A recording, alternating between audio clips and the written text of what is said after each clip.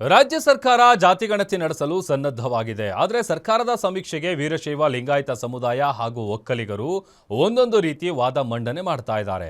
ಸರ್ಕಾರದ ಸಮೀಕ್ಷೆ ಬಗ್ಗೆ ಅನುಮಾನ ವ್ಯಕ್ತಪಡಿಸುತ್ತಿರುವ ಎರಡು ಪ್ರಬಲ ಸಮುದಾಯಗಳ ಸಂಘರ್ಷ ಇದೀಗ ಸರ್ಕಾರಕ್ಕೆ ದೊಡ್ಡ ಸವಾಲಾಗಿದೆ.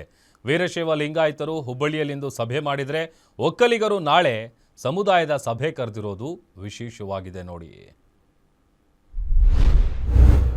ಅತ್ತ ವೀರಶೈವ ಲಿಂಗಾಯತರಲ್ಲಿ ಭಾರೀ ಗೊಂದಲ, ಕಾಲಂ ಕೋಲಾಹಲ. ಹುಬ್ಬಳ್ಳಿಯಲ್ಲಿ ಲಿಂಗಾಯತರ ಏಕತಾ ಸಮಾವೇಶ, ಪಂಚಮಸಾಲಿ ಆಕ್ರೋಶ. ಜಾತಿ ಬೆಂಕಿ ಯುದ್ಧ, ನಾಳೆ ಬಿರುಗಾಳಿಯಂತೆ ಒಕ್ಕಲಿಗರ ಎಂಟ್ರಿ. ಜಾತಿ ಮರು ಸಮೀಕ್ಷೆ ಗೊಂದಲ, ನಾಳೆ ಒಕ್ಕಲಿಗ ಸಮುದಾಯ ಸಮಾವೇಶ. ಈ ಮಧ್ಯೆ ಜಾತಿ ಮರು ಸಮೀಕ್ಷೆ ವಿರೋಧಿಸಿ ಹೈಕೋರ್ಟ್ಗೆ ಅರ್ಜಿ. ವಿಶ್ವಮಾನ್ಯ ವಿಶ್ವವಂದ್ಯ ವೀರಶೈವ ಧರ್ಮ ವಿಶ್ವಗುರು ವೀರಶೈವ ಧರ್ಮ. ರಾಜ್ಯ ಸರ್ಕಾರ ಅಂದುಕೊಂಡಂತೆ ಸೆಪ್ಟೆಂಬರ್ 22ರಿಂದ ಆರ್ಥಿಕ, ಶೈಕ್ಷಣಿಕ ಮತ್ತು ಸಾಮಾಜಿಕ ಸಮೀಕ್ಷೆ ನಡೆಸಲು ಮುಂದಾಗಿದೆ. ಆದರೆ ಸಮೀಕ್ಷೆ ವಿಚಾರದಲ್ಲಿ ವೀರಶೈವ ಲಿಂಗಾಯತ ಸಮುದಾಯ ಗೊಂದಲಕ್ಕೆ ಸಿಲುಕಿದ್ದು, ಒಂದೆಡೆ ವೀರಶೈವ ಮಹಾಸಭಾ ವೀರಶೈವ ಲಿಂಗಾಯತ ಧರ್ಮ ಅಂತಿದ್ರೆ, ಜಾಗತಿಕ ಲಿಂಗಾಯತ ಮಹಾಸಭಾ ಲಿಂಗಾಯತ ಧರ್ಮ ಅಂತ ಕರೆ ನೀಡಿತ್ತು.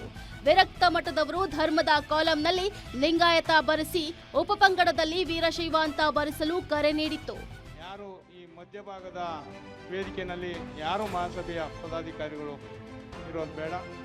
ಆದರೆ ಸಮೀಕ್ಷೆ ವಿಚಾರದಲ್ಲಿ ವೀರಶೈವ ಲಿಂಗಾಯತ ಸಮುದಾಯ ಗೊಂದಲಕ್ಕೆ ಸಿಲುಕಿದ್ದು, ಒಂದೆಡೆ ವೀರಶೈವ ಮಹಾಸಭಾ ವೀರಶೈವ ಲಿಂಗಾಯತ ಧರ್ಮ ಅಂತಿದ್ರೆ, ಜಾಗತಿಕ ಲಿಂಗಾಯತ ಮಹಾಸಭಾ ಲಿಂಗಾಯತ ಧರ್ಮ ಅಂತ ಕರೆ ನೀಡಿತ್ತು.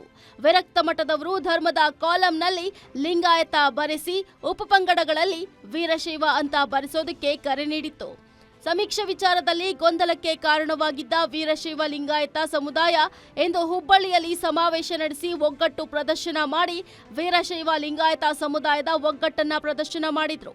ಹುಬ್ಬಳ್ಳಿಯ ಏಕತಾ ಸಮಾವೇಶದಲ್ಲಿ ಸಮುದಾಯದ ವಿವಿಧ ಮಠಾಧೀಶರು, ರಾಜಕೀಯ ನಾಯಕರು, ಸಮುದಾಯದ ಮುಖಂಡರು ಭಾಗಿಯಾಗಿ ಸಮೀಕ್ಷೆಯ ವೇಳೆ ಒಗ್ಗಟ್ಟು ಪ್ರದರ್ಶನ ಮಾಡುವಂತೆ ಕರೆ ನೀಡಿದ್ರು. ಇವತ್ತು ವೀರಶೈವ ಲಿಂಗಾಯತ ಇದು ಸ್ವತಂತ್ರ ಧರ್ಮವಾಗಬೇಕು ಅಂತ ಹೇಳಿ ಅಖಿಲ ಭಾರತ ವೀರಶೈವ ಮಹಾಸಭಾ ಬಹಳ ವರ್ಷಗಳಿಂದ ಪ್ರಯತ್ನ ಮಾಡ್ತಾ ಬಂದಿದೆ. ಅವರ ಪ್ರಯತ್ನ ನಾವೆಲ್ಲ ಮೆಚ್ಚಿಕೊಳ್ಳುವಂತಹದ್ದು. ಆದ್ರೆ ಆ ಪ್ರಯತ್ನವನ್ನ ಕೇಂದ್ರ ಸರ್ಕಾರ ಮಾನ್ಯತೆಯನ್ನ ಮಾಡಿಲ್ಲ. ಸಮಾಜದ ಪ್ರಮುಖರಿದ್ದಾರೆ, ಮಹಾಸಭೆಯ ಅಡಿಯೊಳಗೆ ಎಲ್ಲರೂ ಒಂದಿಷ್ಟು ನಿರ್ಣಯಗಳನ್ನ ಬರುವ ದಿನಮಾನದಲ್ಲಿ ತೆಗೆದುಕೊಳ್ತೇವೆ.